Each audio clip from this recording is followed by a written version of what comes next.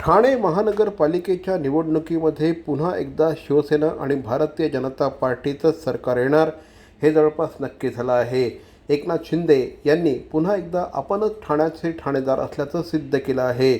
शिवसेना शिंदे पक्षाच्या जवळपास 75 जागा निवडून आल्या आहेत.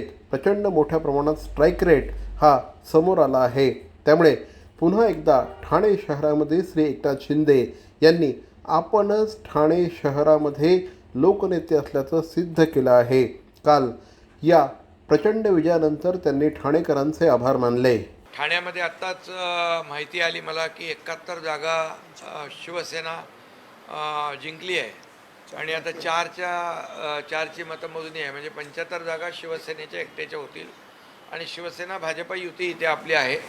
आणि गेल्या वेळेस 67 जागा होत्या. म्हणजे इथे क्लिअर मेजॉरिटी शिवसेनेला ठाणेकरांनी स्पष्ट बहुमत दिलं आहे.